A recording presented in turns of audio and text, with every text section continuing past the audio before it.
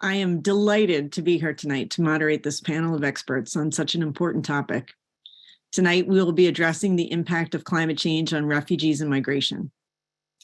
The prevalence of peoples around the world who have been displaced as a result of climate change and natural disaster has risen dramatically over the last several decades. With the climate crisis far from solved, these numbers are only likely to grow significantly, actually, in the years to come. And yet, when we think of refugees, we rarely think of those who are displaced by environmental disasters. Instead, we focus, as does the UNHCR, on those people who have had to flee their homes due to violence and persecution. For example, at the end of 2021, according to the UN Refugee Agency, nearly 90 million people around the world had been forcibly displaced. This was twice as many people as had been displaced just a decade earlier. And unfortunately, this number predates the war in Ukraine, which has resulted in nearly 6 million internally displaced people and 8 million Ukrainians who have sought refuge in neighboring countries. These figures are dismal. But when we consider the estimates of those who will be forcibly displaced because of climate emergencies and climate change in the years to come, it's clear that the situation demands our attention and a concerted worldwide response. The esteemed panelists who join us tonight engage this topic, both from an academic and practical standpoint. As a result, they are preeminently qualified to guide us through this topic, both from a historical standpoint and from a contemporary policy perspective. I have the honor of introducing them to you now. First, speaking to us will be Dr. Maria Cristina Garcia. Dr. Garcia is an Andrew Carnegie Fellow and the Howard A. Newman Professor of American Studies in the Department of History at Cornell University. Her most recent books are State of Disaster, The Failure of U.S. Migration Policy in an Age of Climate Change, published by University of North Carolina Press, and The Refugee Challenge in Post-Cold War America with Oxford University Press. Her op-eds have appeared in the Washington Post, Wall Street Journal, Quartz, The Conversation, and other venues. Next, we will hear from Dr. Robert McLeeman. Dr. McLeeman is Professor of Environmental Studies at Wilfrid Laurier University in Waterloo, Canada. He specializes in research on the human dimensions of environmental change, with particular attention to the relationship between environmental and human migration, community adaptation to climate variability and change, and fostering citizen participation in environmental science. A former Foreign Service officer, Professor McLeeman worked at Canadian diplomatic missions in Belgrade, Hong Kong, New Delhi, Seattle, and Vienna, and in recent years has advised UN agencies, the World Bank, and governments in Canada, the US, and Europe on issues related to climate change, migration, and security. He also served as a coordinating lead author for the Intergovernmental Panel on Climate Change's 2022 report on climate change impacts, vulnerability, and adaptation. Finally, we will hear from Ms. Amali Tower. Amali has extensive global experience in refugee protection, refugee resettlement, and enforced migration and displacement contexts, having worked globally for numerous NGOs, the UN Refugee Agency, and the US Refugee Admissions Program. Years of interviewing refugees fleeing conflict afforded her the chance to hear their stories of also fleeing climate change. Through this, her organization, Climate Refugees, was born. Amali is a member of the World Economic Forum Expert Network in Migration, Human Rights and Humanitarian Response, and the UC Berkeley Center on Comparative Equality and Anti-Discrimination Law. She sits on the advisory board of the Center for Climate and Security in Washington, D.C. So we have a lot to learn from all of these assembled guests. And so with that, I would like to turn things over to Dr. Maria Cristina Garcia. Thank you, Dr. Hartnett, and thank you all for coming out this evening, and my thanks to the Lepage Center for inviting me to be part of this conversation. Let me share my screen with you all now.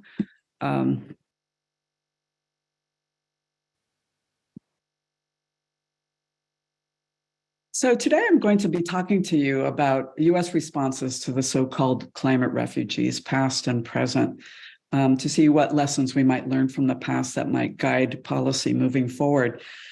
So historians who study migration know that extreme weather events like hurricanes, earthquakes, and volcanic eruptions, and slower onset disasters like soil erosion, drought, desertification have displaced people for millennia.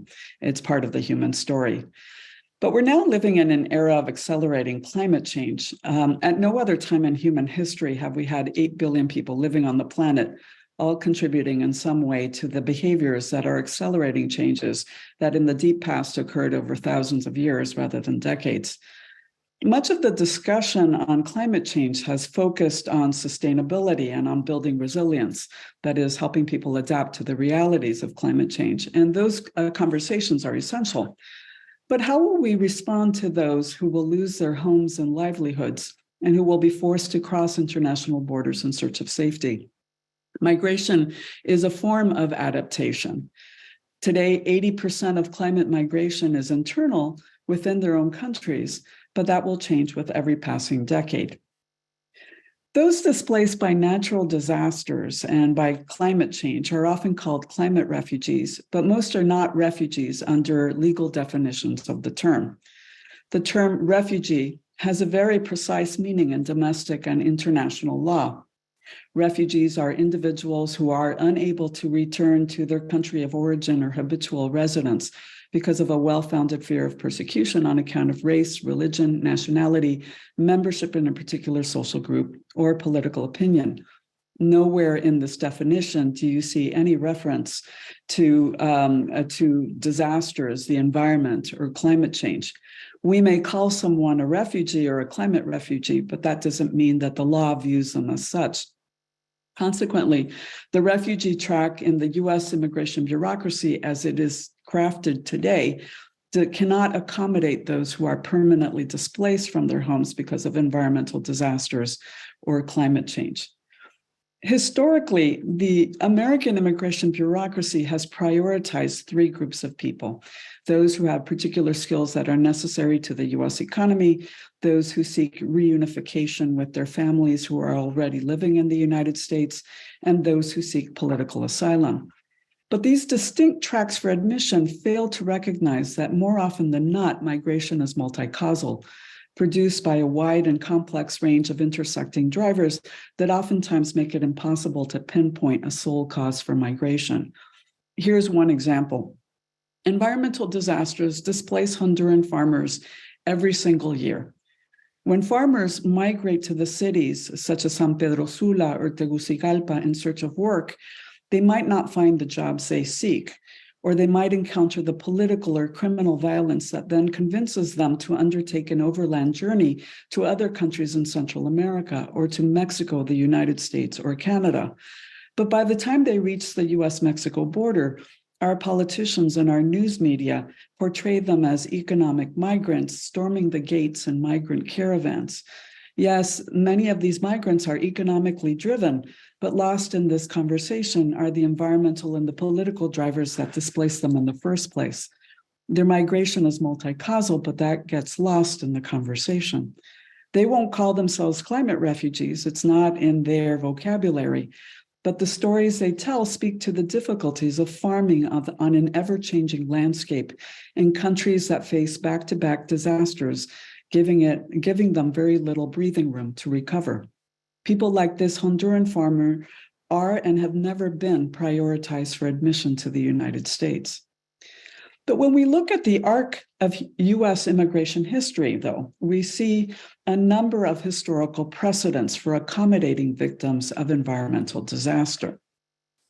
The 1953 Refugee Relief Act, for example, included in its definition of refugee victims of natural calamity. In 1957 and 1958, after a series of volcanic eruptions devastated part of the Azores, Congress passed the Azorean Refugees Act that admitted some 5,000 Portuguese victims of the volcano by 1962. And the 1965 Immigration and Nationality Act, more popularly known as the Hart-Celler Act, included in its definition of refugee persons uprooted by catastrophic natural calamity as defined by the president. But the United States admitted very few people under the natural calamity provision. But despite the fact that we admitted very few people under these provisions, the provisions were always highly controversial, and we can discuss why during the Q&A if you're interested.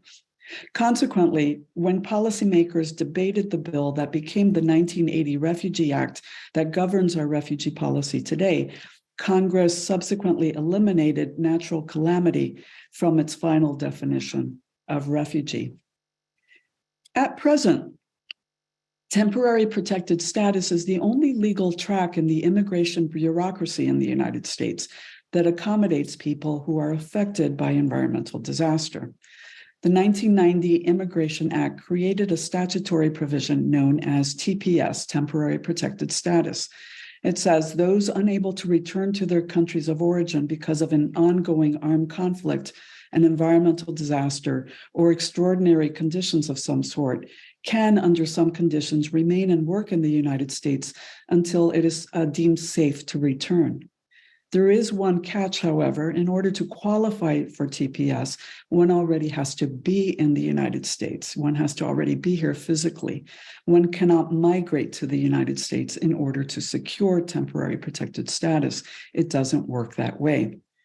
Who qualifies then? Well, it's tourists and students and business executives and those on temporary worker visas.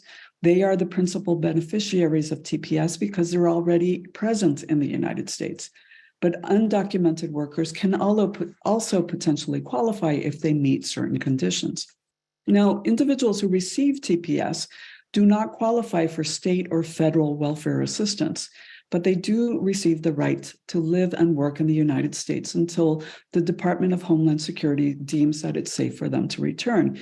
And while they live and work in the United States, TPS recipients are investing in our US economy through their labor, but also through the payment of taxes. They pay payroll taxes, Social Security taxes, state taxes, and sales taxes. They are investing in our US economy.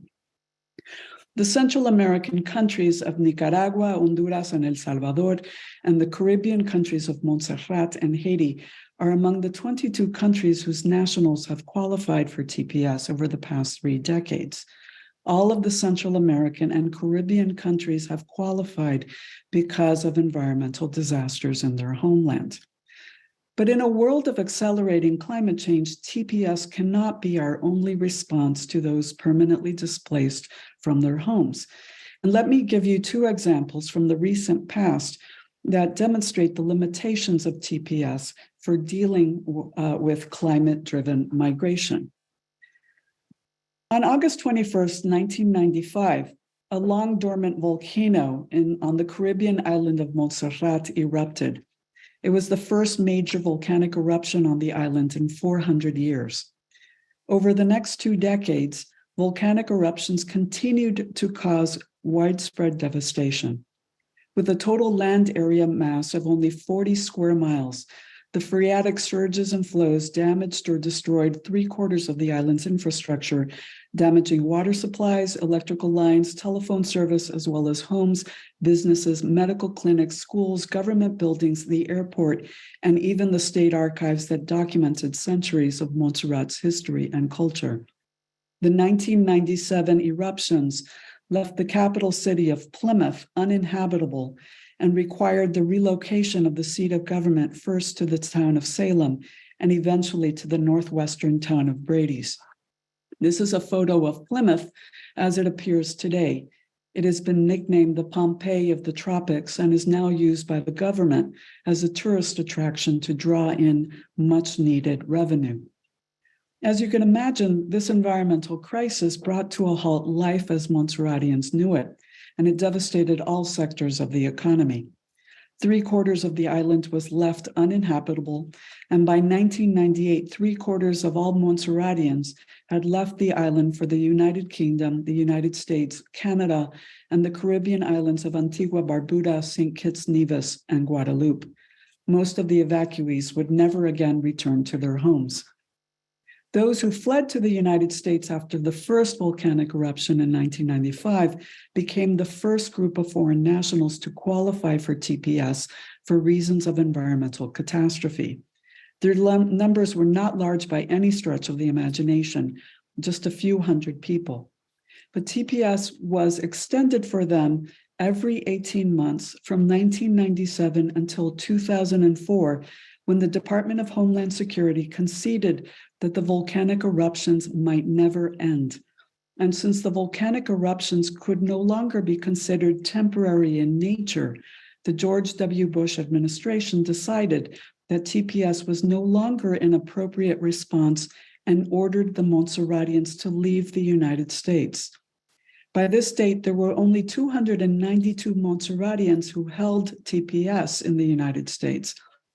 But rather than give them a pathway to citizenship, Homeland Security announced that the Montserratians had 1 year to get their affairs in order before they were ordered removed from the United States. Now contrast the Montserratians' experience with TPS with that of the Nicaraguans and Hondurans of Hurricane Mitch. Hurricane Mitch was the 13th hurricane of the 1998 hurricane season, and it devastated Central America as a Category 5 hurricane. Nicaragua and Honduras were especially hard hit, with over 1 million people left homeless. Despite the Central American Isthmus' susceptibility to hurricanes on both coasts, despite its susceptibility to earthquakes and volcanic eruptions and drought and other environmental disasters, the regional governments were not prepared to deal with this crisis, in large part because of their poverty, but also because of their indebtedness. But these were also post-conflict societies that were still dealing with the fallout of decades-long civil war. The Clinton administration provided significant humanitarian assistance because the United States had a particular obligation to Central America. Central America's obstacles to recovery were due in part to the wars of the previous decades, and the United States had been a complicit actor in these wars. Over the next 5 years, the United States invested billions of dollars in Central America's recovery from Hurricane Mitch through humanitarian relief and through the deferral of debt repayments. On the immigration front, the United States suspended the deportation of thousands of undocumented Nicaraguans and Hondurans because they knew that the sudden arrival back home of these tens of thousands would only put more economic pressure on governments that were trying to rebuild homes and jobs. And the administration also offered TPS to tens of thousands of Nicaraguans and Hondurans who were already in the United States as students, tourists, merchants, and undocumented workers. TPS was repeatedly extended for the Nicaraguans and Hondurans every 18 months for over 2 decades. The 3,000 Nicaraguans and the 60,000 Hondurans who currently hold TPS because of Hurricane Mitch have lived in a legal limbo for over a quarter century. They have built homes and families here, but they have no chance of permanent residency unless Congress creates one for them. They are both part of the nation and yet outside of it. Now, TPS recipients from other nations have found their status suspended, and they've been ordered to repatriate back to their countries, like the 292 Montserratians that I discussed earlier.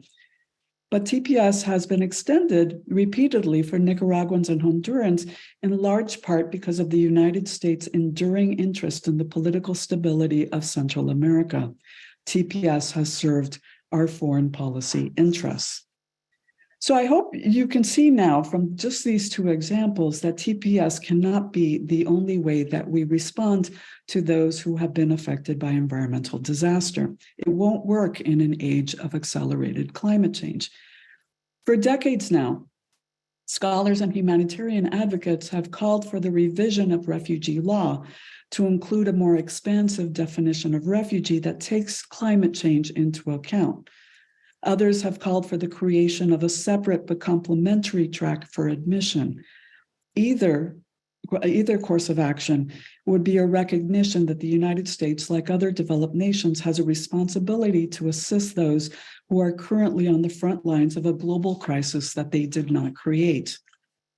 In 2019, Senator Edward Markey and Congresswoman Nidia Velázquez introduced the first bills of the 21st century to accommodate climate-displaced persons. The bills failed to pass, and they were reintroduced in this current legislative session. If these bills ever pass, they will authorize the president to set a quota for climate-displaced persons every fiscal year at the same time that the president determines the refugee quota. In taking these actions, Markey and Velasquez have followed New Zealand's lead. New Zealand was the first country and is currently the only country, I believe, to have created an immigration visa specifically for those displaced by accelerating climate change. But while New Zealand's visa is currently capped at 100 humanitarian visas, Markey and Velasquez envision a minimum of 50,000 visas per year. The climate forecasts for the next 50 years are daunting, making climate change one of the most important challenges in world affairs today. Policy responses need to proceed on multiple tracks at once. We have to continue to offer humanitarian assistance to those affected by environmental disaster. We have to help communities adapt to the realities of climate change in their housing, infrastructure, and agriculture so that they can exercise the basic human right to stay home. We have to address the individual and the collective behaviors that are accelerating climate change in the first place. We have to change the policies that have impoverished and indebted populations around the globe, leaving them on the front lines of a crisis that they did not create. And then finally, collectively, we have to accommodate those who have been or will be permanently displaced from their homes through managed resettlement programs. Natural disasters may be impossible to prevent, but the effects of climate change can be mitigated. The best response to climate-driven migration is not ad hoc immigration policies, which are only bandages on a much larger problem. Nations must address the reasons why people migrate in the first place, and that requires difficult conversations about the economic policies that have accelerated climate change, indebted nations, driven more people into poverty, and made it impossible for people to exercise the basic human right to stay home. Only then can we begin to help populations adapt to the challenges of today and tomorrow. Thank you very much for your attention.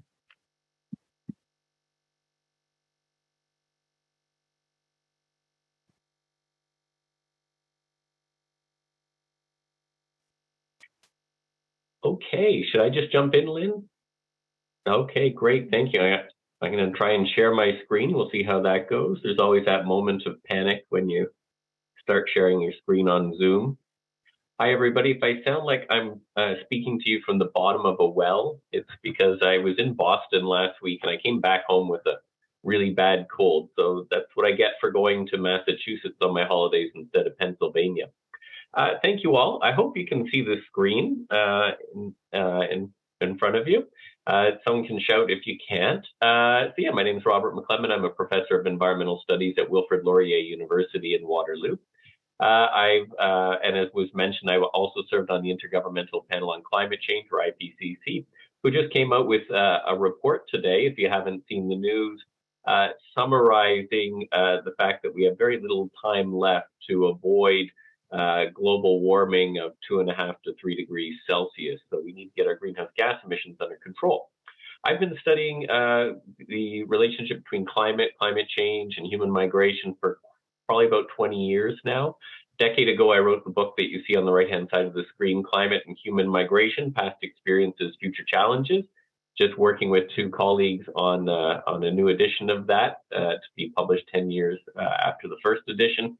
And as can be inferred from the subtitle, that I draw a lot upon past experiences, past examples of weather and climate-related migration to dig into how these things work. I should mention I'm not a historian, unlike many of you who are on the call. I'm a geographer by training, but I'm intellectually and methodologically promiscuous. I'm happy to borrow from any discipline. So I've used everything from archival research to machine learning to try and understand better the relationship between the climate and people's movements. And this is an article that I published probably about a decade or so ago with a sociologist named Laurie Hunter, where we looked at migration, climate change, adaptation, and we used the terminology insights from analogs. It may seem unusual. I don't know if that's normal or usual terminology for historians, but in the climate science world, we often use what we call historical or spatial analogs, so analogous cases, to try and understand things that we don't have good data for right now. So historical analogs would be examples where we go into the past and look for the dynamics, the relationships between environment and migration outcomes to try and understand from past examples what could happen in the future in a changing climate. To pick up on the previous speaker, who spoke a lot about, what we can do about climate-related migrants, just to give some context as to how many people we are talking about, this is not an over-the-horizon sort of problem. This is something that's actually happening right now. So there's an organization called the Internal Displacement Monitoring Center based in Geneva that publish annual statistics on the number of people around the world who are displaced by violence and conflict and by natural disasters, geotechnical disasters like hurricanes and earthquakes, and weather-related disasters. And I hope you can see okay on your screen the image here. The most recent report that IDMC released was for 2021. Their next report will come out in the next couple months or so, reporting on 2022 disasters. In 2021, about 22.3 million people worldwide were displaced from their homes by weather-related disasters.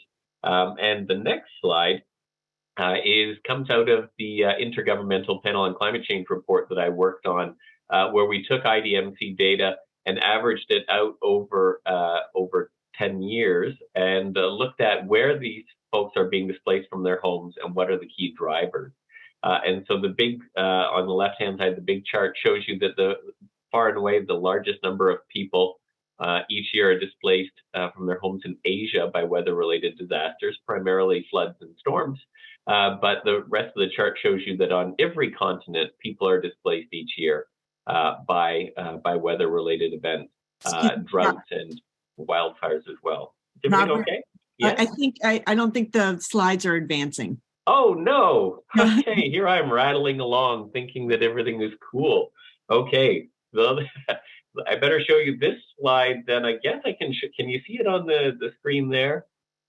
I wonder why it's not advancing. Let's see. Sorry, I wish someone had mentioned a little sooner. No, I don't think that's going to work. So I'm going to have to just show you them sort of in the construction view here. So anyhow, this is the slide I was just speaking to. This is the chart from the IPCC report showing that that the vast number of people who are displaced from their homes by weather-related disasters are in Asia, but they occur on all continents as well. And the key ones, the key big events that drive environmental displacement are floods and extreme storms, cyclones, and so on, but droughts and wildfires as well. And these are all events that are going to increase in frequency and or severity in coming decades as a result of climate change. As we warm the atmosphere, these events just simply become more frequent. And so, but each of these events has different types of migration outcomes depending on the circumstances. So just for example, extreme storms, people are immediately displaced, and that's relative to the amount of damage that's caused by the wind and precipitation and flooding that accompany them. But whether that displacement is temporary or permanent depends a lot upon the sheer scale of the damage to infrastructure and the response of the authorities. And this is an opportunity for historians to dig into past extreme weather events like the 1900 Galveston hurricane, or more recent events like the hurricane that struck Puerto Rico in 2017, to learn about how we can respond to these events to try and better prepare communities and help them rebuild quicker. One of the things that happened with Hurricane Maria is the U.S. government did very little to help the people who lost their homes and livelihoods in Puerto Rico. The rebuilding effort, the relief effort was embarrassing, quite frankly. And so as a result, tens of thousands of Puerto Ricans moved to Florida and to New York City to try and earn money to remit back because they were pretty much left on their own. Floods also result in fairly high levels of short-term displacement. Again, the question of whether people go back or not depends on whether their homes and livelihood assets can be rebuilt but it's also contingent on the ability of other friends and neighbors who live in the same communities if they can come back as well. It's no good if your home survives the flood, but all of your neighbors are destroyed and they're not unable to rebuild. And so there's lots of examples we can dig into in the United States, for example, Mississippi River floods, or more recent examples like Pakistan and Bangladesh and so on. And then droughts. Droughts is a little bit of a different scenario because droughts unfold over longer periods of time. And so you tend not to see a lot of migration at the beginning. What tends to happen is people adapt in other ways, whether it's by looking for work off the farm, whether it's changing their agricultural practices, farm level adaptations. Sometimes the government can step in and help out as well. But if the drought persists for an extended period of time, what we start to see is young people of working age tend to be the first to leave the affected areas, and then over time, as it builds, you see larger numbers of people and entire families leaving. And we saw that in the U.S. Great Plains during the Dust Bowl migrations in the 1930s, and we're seeing it again today in East Africa right now. And I should mention my PhD thesis. I spent it in rural eastern Oklahoma, doing interviews with people and doing archival research in communities where people left in large numbers to migrate to California, like John Steinbeck's Grapes of Wrath migration. And then I went to California and tracked down some of those old migrants who were still around and asked them about their experiences and compared and contrasted who stayed behind and who migrated and why and so on. It was a really great way to dig into the past to understand the present and the future. The next big risk, of course, is rising sea levels. For that one, I'm not entirely sure what the historical analog would be, but I'm welcome in the Q&A. I would welcome in the Q&A any suggestions that folks out there might have to help us better understand how we adapt to that risk. It was mentioned in the first presentation that there are a lot of concerns that the number of people on the move for climate-related reasons will grow. In 2021, the World Bank issued a report saying that if we stay on the course that we're on, as many as 260 million people in low-income countries in Central America, Africa, and South Asia could be displaced from their homes by climate change by 2050. Couple thoughts on that. One is 2050 is not that far off. I hope to be around in 2050. And the other thing is this is not any radical green organization. It's not, some sort of bunch of hippies or anything like it. This is the World Bank. This is like one of the most conservative organizations out there. So if they're saying this is the risk we face, then we better face them. But there's three uncertainties when we project into the future, and this will be my last slide here, which is, will there be 200 million people in my lifetime, in your lifetime, displaced by climate change? The answer is maybe. We're at 20 million per year now, so that'd be a 10-fold increase. But there's three key uncertainties. One is, are we going to get our greenhouse gas emissions under control? Because if we do, if we work quickly to reduce greenhouse gas emissions, get them down and limit global warming, then we limit a lot of the displacement that would otherwise occur. Second thing is, will poor countries in the future still be poor?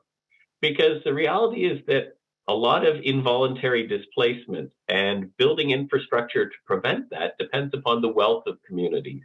So in the United States, we don't see huge, large-scale displacements of people the way we did in the 1930s or the 1950s or the early 1900s because of floods and storms and droughts. They might be temporarily displaced, but a lot of them are able to go back to where they once lived. That's because the United States is a wealthier country than it was 100 years ago. But if poor countries are going to stay poor, then we're going to see more and more of these types of displacements. Then the third thing is, what are future migration policies going to be? Because as the previous speaker alluded to, there will be more people on the move. There will be more people wanting to move to places like Canada, the United States, Western Europe, and so on. Are we going to continue trying to keep them out, essentially? In which case, the types of migration and displacement that we see will be ones that are humanitarian crises? Or are we going to think about international migration, labor migration, think of it as a means of helping people adapt to climate change? And if you want me to go into the details on that in the future or later in the call, I'm happy to do so. But otherwise, I will thank you for your time, and apologies for not advancing the slides properly.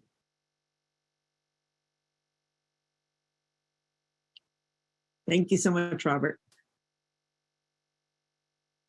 Molly? Yes. Hello, everyone. Well, it's my pleasure to go last and provide more of a, I suppose, a practitioner's point of view, since I do run an NGO that's focused now on understanding really how climate change impacts are driving migration and displacement all around the world. So thank you very much. It's really an honor to go after both Robert and Maria, and it's really an honor to be here with you today. So let me, just kind of give you an idea of, what I've seen in this work, and also in the greater context of refugee protection and refugee response that I've been working in for well over 20 years now. So I founded Climate Refugees 8 years ago because I heard refugees describe the impacts of climate change in their forced displacement, which Dr. Garcia was also referring to. Now, what I heard was well over 10 years ago, but it did take me some time to sort of unpack the enormity of what I heard, primarily because of that refugee definition that was shared by Dr. Garcia that showed you the limitations in the 1951 convention in the article that essentially, if I may, allows us to sort of cherry pick who's deserving, who's worthy of international protection. It's problematic even in context of conflict and crises. It's even more problematic, if not potentially a barrier in the context of climate change. So when I say I heard this, well over 10 years ago, this was while working for the UN Refugee Agency, while working for the, on behalf of the US Refugee Admissions Program. So I was very aware of what the convention, allows, defines, and more importantly, refugees are probably the most knowledgeable about the convention and its limitations. So in a context of talking to people about why were you displaced and/or why can't you return, it is incredibly profound to have people tell you then that they have nothing to return to. Because even while they've been displaced, the last 5 seasons have produced no crops in their homeland. To talk to you about there's nothing to return to, and to put that in, not in conflict or war context, but to put it in climate and environmental degradation context. So it spoke volumes then, and it speaks volumes today upon the release of the IPCC's 6th assessment report on the impacts of climate change, Dr. McLean was referring to just a little while ago. But let's also recall that the first such report from the IPCC was in 1990. And then they noted that the greatest single impact of climate change could be on human migration, where millions could be forcibly displaced as a result of climate impacts. Today's report findings echo similar warnings, reminding us yet again that almost half of the world's population live in highly vulnerable climate regions, having contributed the least to climate change in the first place. Now, in displacement numbers, this amounts to 70 to 80% of refugees. UNHCR at one point said it was 90% come from climate vulnerable countries. So depending on UNHCR numbers, let's say anywhere from 70 to 90%. 80% of internally displaced persons also come from climate vulnerable countries. Since 2008, an average of 23 million, every year it kind of goes up a little bit, are displaced internally by climate weather-related events. Now, that's what we primarily know in the context of sudden onset events, what would be considered, more in the disaster context. It's much harder to know and unpack the impact that climate change plays in the slow onset impacts like drought, desertification, rising sea levels even. What does this look like globally in terms of global displacement? Over 100 million people are displaced today. Of that, only about 32 million people are refugees today who enjoy that legal status of refugee, while all I would say are fleeing, mixed situations of climate crises and conflict. And even in, as I said in my opening remarks about refugees, even in refugee context, it has never been surprising to hear a varied list of things that people are leaving. Is there usually one tipping point or one major, scenario that might stand out? Absolutely. And so in conflicts, it's not uncommon to have people sort of like drive with, the conflict was the major reason why they eventually left their countries. But even when I have spoken to refugees all around the world, I have often and always heard a complex and multi-causal varied reasons and also multiple cases of displacement before someone actually leaves their country or comes under the mandate of international protection. So under the climate context, much as we're having so many challenges and barriers of people pushing back on, well, is climate really a factor in someone's displacement? Coming at this from a refugee context, it's a little bit bewildering to me, because anyone who knows refugee context knows that it's always been very multi-causal and very complex. So to get back to the 100 million, I just kind of want to put these things in perspective. That is 1.3% of the global population, or the 14th most populous country in the world. So once again, year after year after year, we keep increasing in these numbers of the highest numbers of forced displacement since World War II and since the 1951 Refugee Convention went into place. And we had a whole lot of global pledges about, we would do everything we can to ensure that there were fewer numbers of globally displaced people every year. Now, I primarily am focused at climate refugees, though, on hearing how slow onset climate impacts are driving displacement, something we know very little of. We've done a lot in the last 10 years to close the gap in data and analysis, but unfortunately, we still have some asymmetry in the fact that our data is, when it is from a human lens, it tends to be highly the most amount of data we do have is on internal displacement numbers, and we also know this in the context of disasters. And the other thing in terms of data we have are projections and modeling based on, where we are in our emissions, where we are in adaptation or mitigation efforts, and based on where those interventions lie, how that could result in displacement all around the world. So while that's really helpful, it also doesn't give us like the most true picture. It also doesn't really help it hasn't been shifting the needle on getting policymakers to commit to lowering their emissions. If anything, polluting countries continue to prioritize border security over human security, and something that I'll sort of return to in a second. Now, so in that context, it's really important for me to talk to populations that are dealing with the slow onset impacts of climate change, like drought, how that impacts rising food insecurity, what does desertification do, where are there slow rising sea levels, increasing lake waters, where there's heavy rainfall and climate variability. These are populations in which I've been working the past 8 years. Some of those populations are in the Lake Chad Basin in the Sahel in Africa. I've also been in the Horn of Africa recently, in Kenya and Somalia. I've spoken to populations in Northern Africa, in Morocco, in the Middle East, in Oman, Jordan to some extent, and many others. And what I can say is that it is undeniable that climate change impacts are driving displacement in every corner of the world. No one is unaffected. This is not something that's going to be happening in the future. It's something happening already right now, but it is disproportionately happening to the world's poorest people and to countries who have contributed the least to climate change in the first place. Take Somalia, for example, where in the Horn of Africa, over 40 million people are now on near famine levels, at such dire food insecurity that in Somalia alone, about 1.4 million people have actually been displaced as a result of this current drought.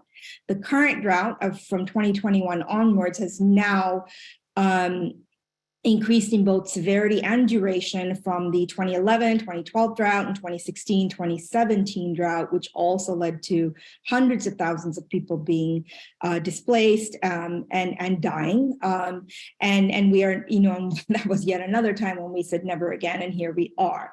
In Somalia alone, as I said, it's 1.4 million people are now displaced, many across borders as well, into regional countries, neighboring countries who are also dealing with the effects of this climate-driven drought, and where 75% of new displacements in Somalia are, by the testimonies of the people we have all spoken to, is disclosed as being climate-driven. So that's vastly helpful information, but also incredibly bleak. In Kenya, we're hearing things that, you saw Dr. Robert McClellan describe. You're seeing a lot of young people on the move because East Africa does have regional migration agreements with border countries and what's called the IGAD protocols for that region. And while it's a very good example of cooperation and adaptation to the ill effects of climate change, it's also a situation in which many people are trapped because they can't afford it. They are holding out because they speak of cultural loss. They speak of things like, here's a direct quote for you, migration is a young man's game. Others have spoken to me while dealing with rising sea levels of the bones of our ancestors are under these waters. And if we leave here, we won't even have that access to them. So there's a need to understand what are these impacts of climate change in terms of human rights losses. And that's really one of the most important ways forward for us in this conversation. Now, what I've just said to you, I would say is happening, though, where we're witnessing growing migration equally in an era of anti-immigrant sentiment, which Dr. Garcia was, really did such a great job of explaining both historically, but also where we are today. From my vantage, there is no border crisis or migration crisis, only the result of prioritizing border security over human security. For instance, polluting countries right now are spending 30 times more on border security than they are climate finance. That would mean the finance it takes to both mitigate and lower their emissions, and also the finance that they have pledged, which was $100 billion every year was pledged in 2009 in climate adaptation funding to be provided to developing countries so that they can adapt to the effects of climate change. That money has yet to materialize, leaving these vulnerable countries then without the resources, but also without the technology, without the global cooperation, without the transference of experts and information that could help adapt to the effects of climate change, one of which happens to be migration. There are many other more important ways in which people can adapt that ensure the right to stay. If migration is a right, we also need to be working on ensuring the right to stay as much as the right to migrate safely, with dignity, and in regularized pathways with rights. So this is kind of the context in terms of global cooperation in which a lot of this is taking place. Now, I would say that, with borders increasingly securitized, and where are people to go when they can't get help in their own disproportionately impacted countries? That's really the way from which we should look at it. People aren't, while one narrative is that, people are coming to, Western and global North countries in search of better opportunities, AKA economic migrants, something that has no legal classification whatsoever. That narrative just doesn't hold up to, what I certainly know in my practice, and I know a lot of my colleagues would agree with, is that nobody wants to be forced to leave their home. Nobody is actually, leaving with full agency in these climate contexts. Instead, they're internally displaced multiple times, and a very smaller number of people are leaving their countries and moving to neighboring countries, usually for maladaptive reasons, and also for complex reasons.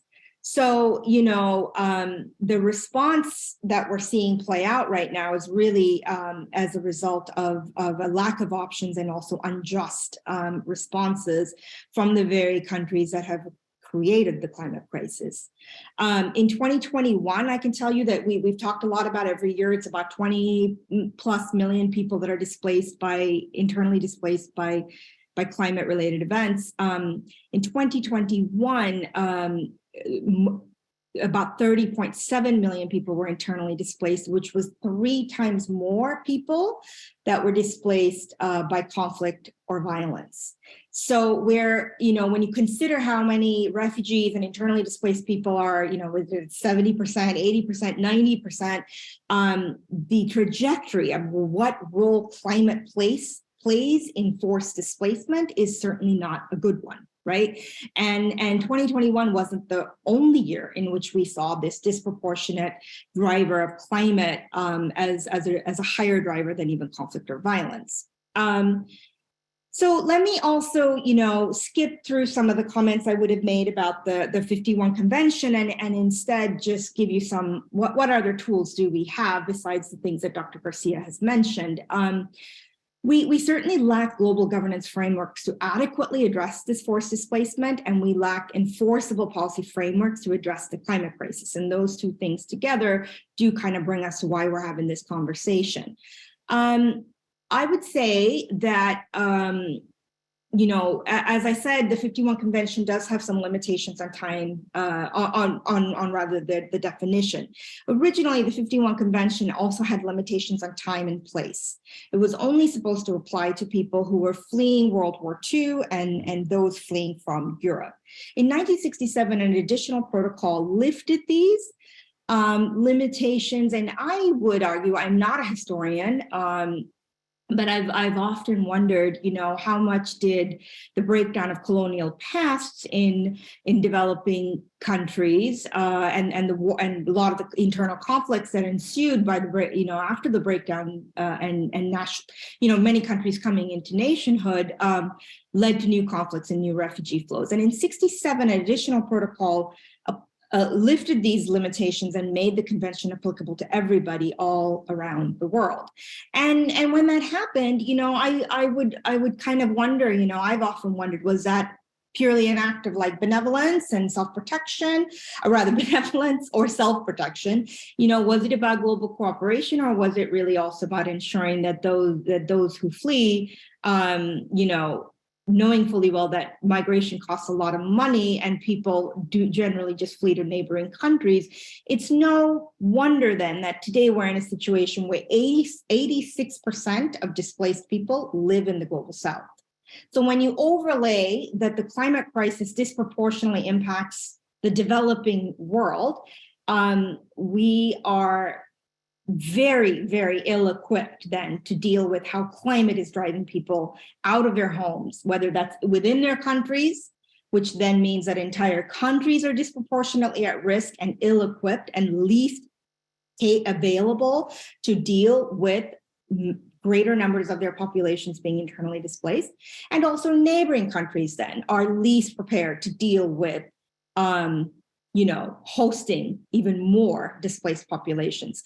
At the same time, the countries that are most responsible, both historically and even today, who are not lowering their emissions, as I said earlier, are continuing to both somewhat deny, how much this is a factor, and then at the same time, securing their borders, externalizing their borders, instituting massive systems of surveillance to keep people out. And then when people do show up at their borders, like we see in the U.S. southern border, enacting a whole suite of policies and infringements on the law to keep people out.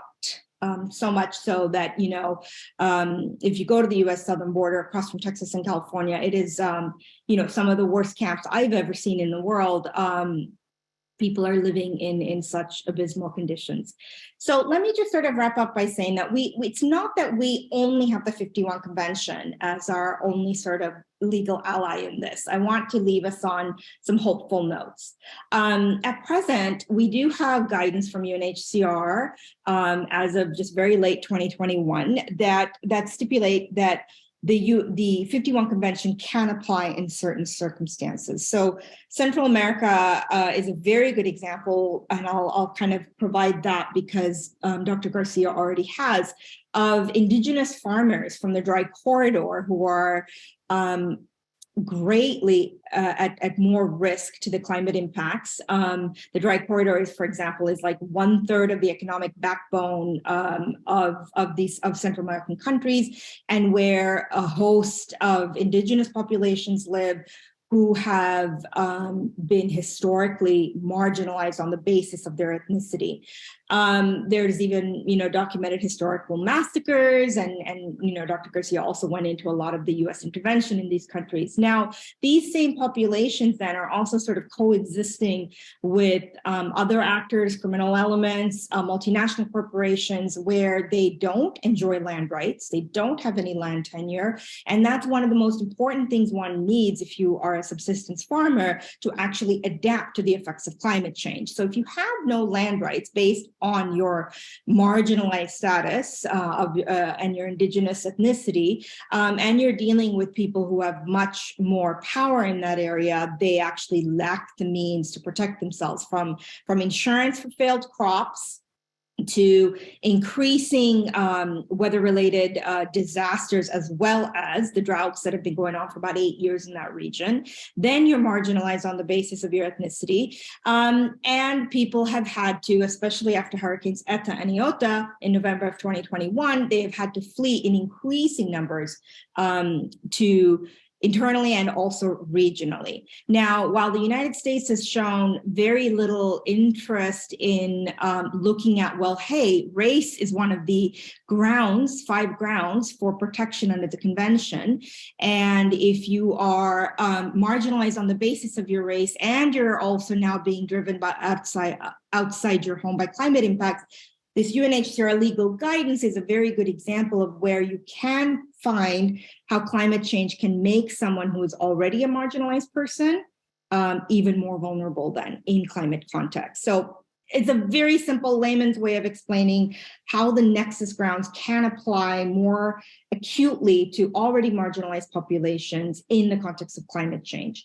And given that kind of response, other countries other than the United States are stepping up. Argentina is one, under the guise of what's called a Global Compact for Migration, which came out of the Global Compact for Migration. That is a non-binding instrument that almost all UN member states signed in 2018. Last year, we had a 5-year review of that framework, if you will, of that compact. And Argentina is the only country that's put forward plans to provide a humanitarian visa for Central Americans and Western Caribbean nations fleeing the effects of climate and environmental disasters, which include slow onset events as well. There's also the Global Compact for Refugees, which was also adopted at the same time in Marrakesh in 2018, which also looks at the climate effects on refugee populations.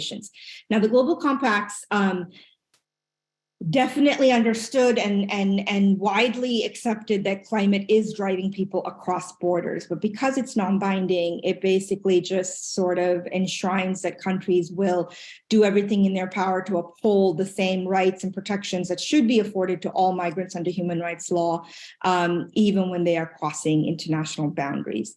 Lastly, I'll just say that, in human rights law, there's a lot here that we can use to protect people's rights when they're on the move, but also to demonstrate how climate is eroding human rights. And there is some very hopeful ways to sort of demonstrate. And one huge win was the UN Human Rights Commission in January of 2020, which looked at an asylum claim of a man from Kiribati who filed a complaint when he was denied asylum in New Zealand, and the UN Human Rights Commission found that while New Zealand did not violate this man's rights at the time by sending him back and not giving him asylum under the basis of climate change, it said, though, that countries cannot send someone back to a country in which their right to life would be threatened by the effects of climate change. So that sort of like triggers this very important principle in refugee law, in asylum law, of the principle of non-refoulement, where you cannot return someone to a condition in which they will face grave harm.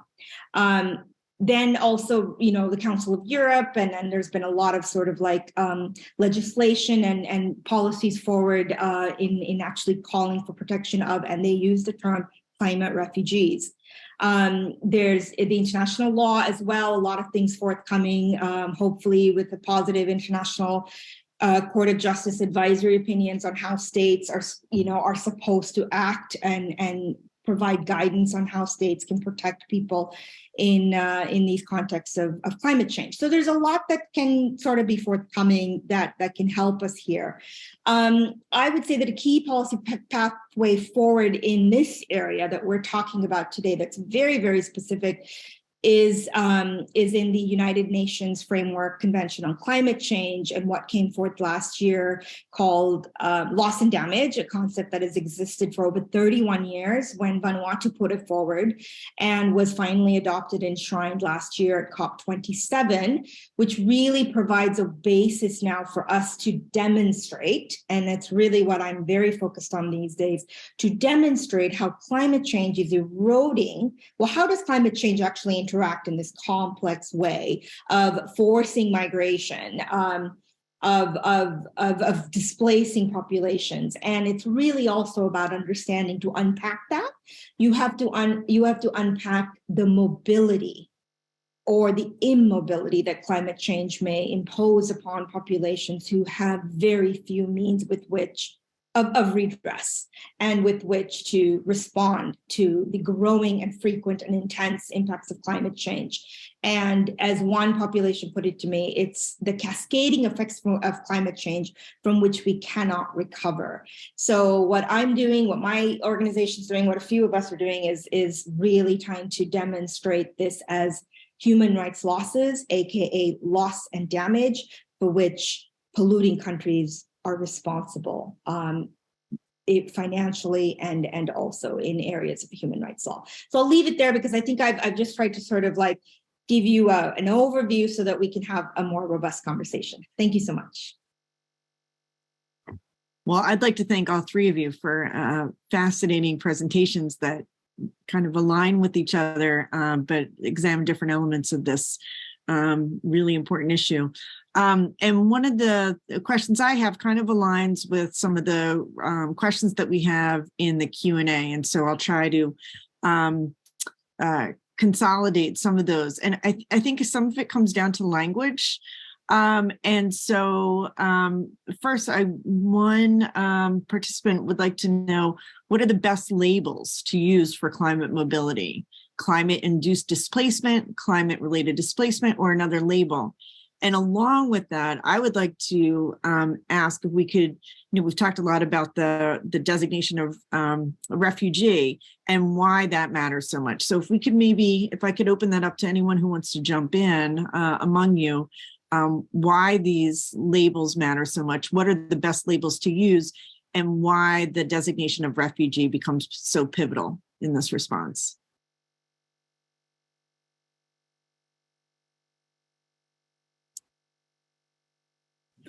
I think the question, thank you so much for the question. I think the question speaks to just the pushback that I think humanitarian activists and refugee activists have been receiving on the proposal that the refugee definition needs to be more capacious, to recognize that there are many, many different ways by which people are left vulnerable and are forced to cross international borders. But as many people in the audience and certainly on the panel know, there's been a lot of resistance to tinkering with the refugee definition because there's this fear that it will lead to a weakening of protections for those who have fallen into this traditional category, right, of who or what a refugee is, which comes out of a particular historical moment, right? And so there's a lot of resistance to tinkering. So I think a lot of advocates are now pushing for creating a complementary track that recognizes the vulnerability that is caused by climate change. And they're, proposing these alternative terms like climate-induced migration or climate displacees, et cetera, which speak to vulnerability, but at the same time leaves the refugee definition intact. But whatever you choose to call this migration or the people who have been displaced because of accelerated climate change, I think the important thing is not to lose sight of the fact that we have to act. Right. I think we can get really, really bogged down by definitions and by labels. But that distracts us from the larger problem, which is that we need to discuss what our responsibilities are. I mean, we talk about human rights, but we need to also discuss what our responsibilities, especially those of us who are in more developed nations that have created this problem in the first place. I think we have certain responsibilities that we need to define and that we need to translate into action by creating complementary tracks for admission. Okay. Great. Anyone want to add to that in terms of policy even? Just to echo, I totally agree with Dr. Garcia. I don't think opening the definition up for conversation would lead to anything but actually weakening it. I think it's actually counterproductive. So, but as I mentioned, the convention can apply. So if we really should be talking about this in terms of political will and the duty of cooperating that states are failing, and also the moral imperative behind that. I mean, the convention came about supposedly because of a lot of moral imperatives, right? But we can see today how many states are abrogating their responsibilities, even to people who meet the definition. And we now even have guidance, from UNHCR itself saying that the convention can apply. So what we really need are complementary tracks that uphold existing law, and other sort of ad hoc instruments that are at play, and also a lot of principles enshrined in human rights law. The biggest problem here is enforceability, right? And that's just the situation with international law as a whole. I'll just lastly say that for anyone who doesn't know, the term migrant has no legal definition whatsoever. I echo Dr. Garcia, regardless of what you want to call it. There's a duty here to do something. But if the term migrant has no legal definition whatsoever, I find it very perplexing to insist, if the term refugee doesn't apply because it doesn't fit the convention definition now, totally fair. But if the term migrant has no legal definition and to insist upon using it in a context of forced migration is very perplexing to me. Dr. McLeamy, can I ask you to pick up on that and perhaps even consider another question that we have in the chat, and that is, what are the responsibilities of wealthy nation states, and what are the top policy actions that affected communities are calling for? Wow. Okay, that's not a short question, but I'll do my best. So picking up on the points that were made earlier, I think there is no appetite on the part of countries like the United States or Canada or the UK or others to expand the definition of what constitutes a refugee. We don't take a lot of refugees under our care to begin with. There are tens of millions of people who meet the existing definition living in very desperate conditions in East Africa, in Turkey, in other parts of the Middle East. So what's the point of expanding the definition if we're not going to care for an even larger number of people? I think also the Global Compact on Migration, Safe and Orderly and Regular Migration that Emily Towers spoke about earlier, it actually contains a very good blueprint for what to do about environmental factors that can displace people and what to do about people who are displaced. A lot of countries, and I don't believe the United States has signed off on that compact. And it's not a binding compact anyhow. So even if they sign it, it's not that you really have to do anything. It's not like the UN police are going to be knocking on your door saying you got to follow through on it. But there just seems, again, no appetite on the part of wealthy nations to do any of this. But what are our obligations? I think, well, I mean, there is the idea of environmental justice and the fact that, let's face it, if we go back to the root cause of this, greenhouse gas emissions, 80% of the carbon dioxide and methane that's up in the atmosphere is attributable essentially to the G8 countries, the 8 wealthiest countries in the world. And of that, about 40% probably to the United States alone. So it's kind of like, you know, if you were, say, for example, you had an above ground swimming pool in your backyard and you didn't maintain it and it flooded your neighbor's yard, I think your neighbor would have a pretty good case in court to come after you to pay for any damages that you caused to their property through your own negligence.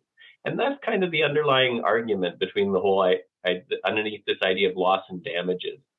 You know, the country of Pakistan, a third of the country was underwater last year in flooding that, quite frankly, scientists have shown is not physically possible without greenhouse gas accumulations in the atmosphere. Sure, flooding occurs every year in the Indus River Basin because it's a monsoonal climate, but a flooding of this scale, this is what we attribute to climate change, is this sort of magnitude. And so the country of Pakistan, I think, has a very good case to say, look, you've got to help us out. You caused this problem, right? Not just the United States, wealthy countries altogether. So we do have this obligation.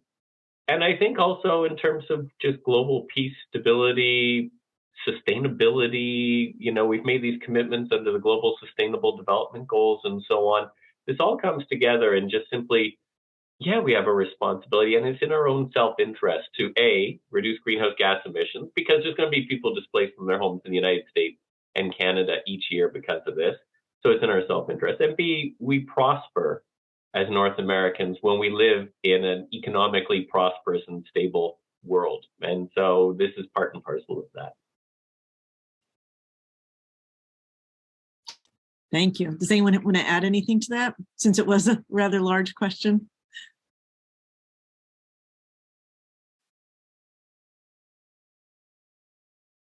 You know, as I said in the talk, I think we have to proceed on multiple tracks at once. You know, I think we have to, you know, of course, you know, wealthier nations have to continue providing humanitarian assistance to countries that are hard hit. We need to, because we're members of an international community, we have to help populations adapt to the effects of climate change, right? So people can exercise that basic human right to stay home. But we also have to analyze what we call development programs, because those development programs have also created vulnerability, have displaced people from their homes, made them especially vulnerable to climate change's impacts. And then, you know, for people who will be permanently displaced from their homes, I think we need to, as members of an international community, assist with managed resettlement, because there will be already there are people who are losing their homes. I mean, certainly the small island states are on the front lines, but not exclusively so. There are people who are permanently losing their homes here, even here in the United States. I mean, there's been a migration out of southern Louisiana, which is losing the land at the equivalent of a football field every single day, from what I understand, because of rising sea levels and the environmental impacts of the logging and oil industries. You know, people are moving from Florida because they can't afford, you know, the flood insurance, because of that gets more and more expensive. Here, where we live in central New York, we're already seeing migration from California as people are escaping, you know, the drought and the wildfires of California. We're seeing a lot of migration from California. So, you know, it's not just the developing nations that are experiencing climate migration. It's also, you know, the wealthier nations like the United States. Right. Well, I think that sums up that in terms of thinking about migration and refugees, not only is it a multi-causal phenomenon, but we have to have a multi-pronged response, right? And I think all of you have made that clear and given us so much to think about. And given that it is time at the end of our our session, I would just like to thank all of you for your expertise and your insights and your calls to action. Hopefully the more people beyond those just on this phone call will be paying attention. So thank you very much. And thank you to the audience for taking the time out of their night to join us.